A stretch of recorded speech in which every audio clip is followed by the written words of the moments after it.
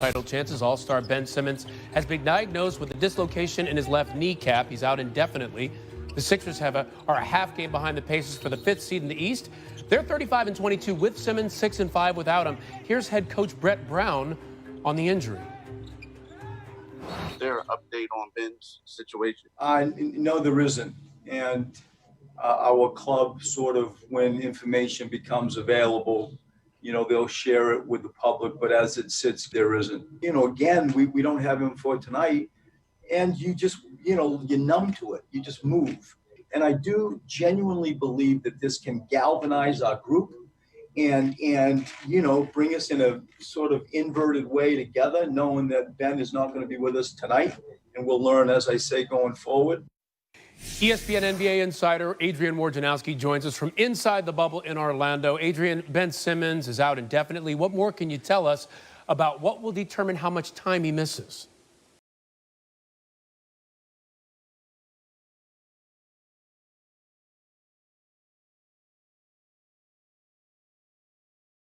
For the rest of the season, but that's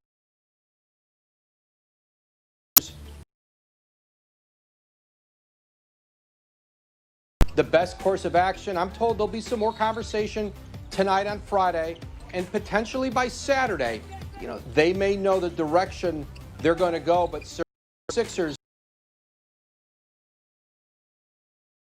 all player, and they'd love to be able to find a way to get him back this season.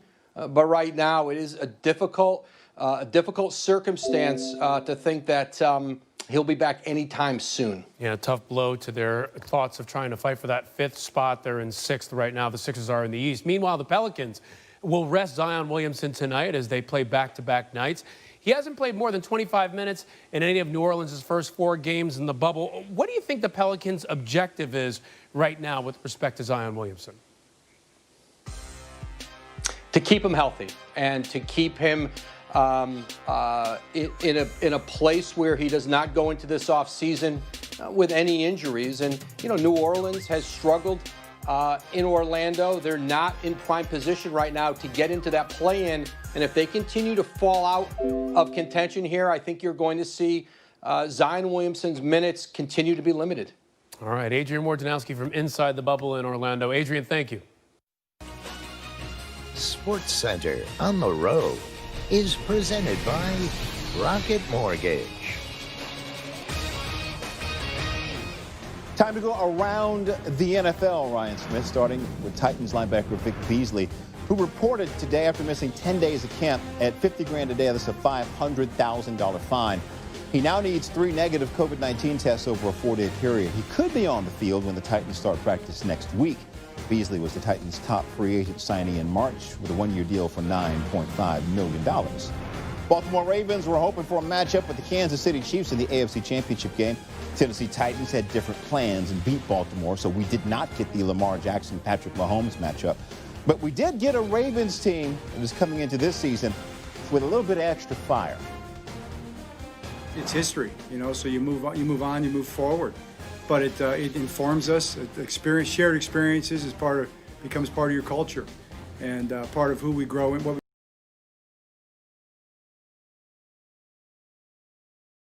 we grow into going forward. So we take it with us, and it definitely motivates us, and we learn from it. You win or you learn, and we learned a lot from that game.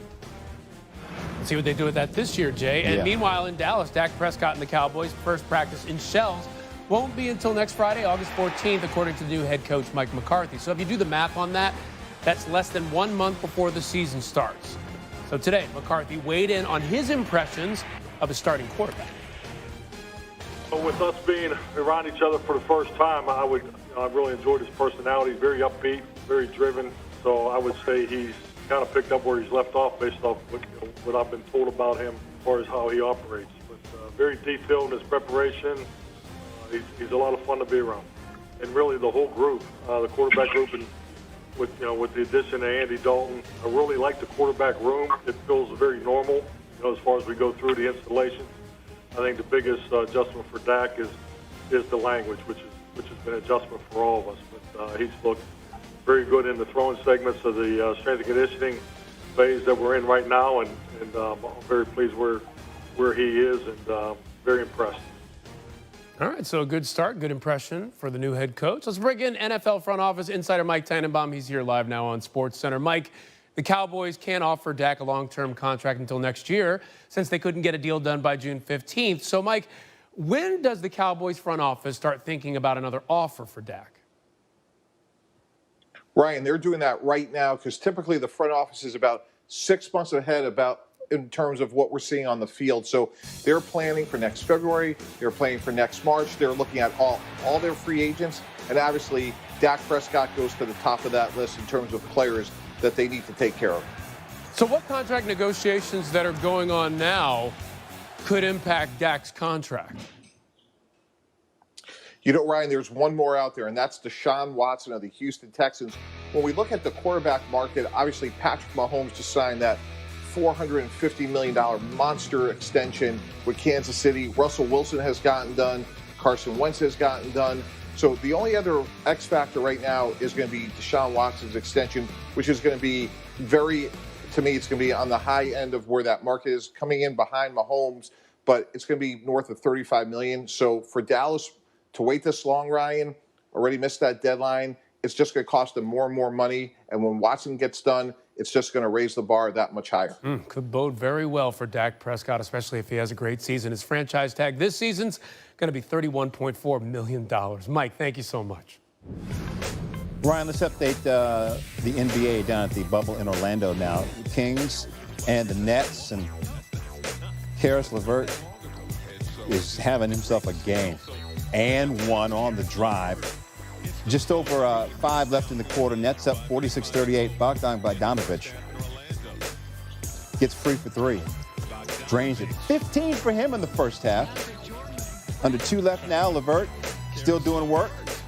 Yeah. Open 3 of his own. Nets 74, Kings 62. LeVert with 19. We'll keep you updated.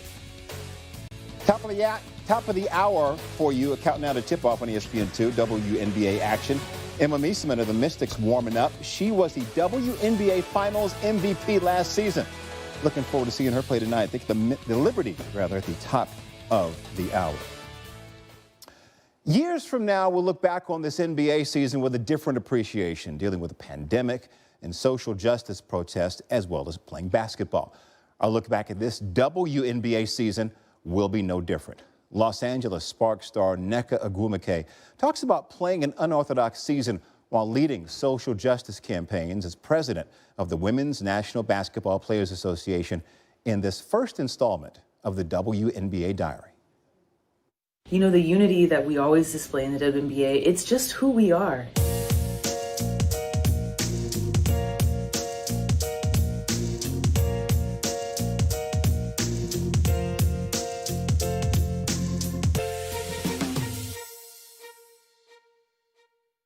Being a part of such an unorthodox and unique season, it feels historical in a lot of ways, both in the history of the WNBA so far, but then also, you know, looking back in the future when people think about not just what we went through, but also how the WNBA has changed leading up to this season and after this season. I feel as though it's something that's going to be incredibly meaningful for the future of the league. Tension between players and Senator Kelly Loeffler, the Georgia Republican and a co-owner of the Atlanta Dream, is continuing to grow. Yesterday, players started wearing Vote Warnock T-shirts, showing their support for one of the Democrats hoping to defeat Loeffler in November. Last month, Loeffler wrote a letter to the WNBA commissioner objecting to the league's support of the Black Lives Matter movement. Rocking these Vote Warnock shirts, I think it's a testament to just how organized, how collaborative, how much we have each other's backs in the WNBA, and how we've always been in the moment for such movements. And I think this is just a great way to connect those dots between social justice and getting out and voting. We felt as though that it was the most meaningful and impactful response to what we're experiencing specifically in Atlanta. But what I love about it too is that being behind the scenes, I've been a part of the groups that have had these discussions, and I'm so grateful to have an executive committee that really puts their heads together to represent all the players and also figure out how we can represent ourselves and create lasting impact in our communities outside of the basketball court.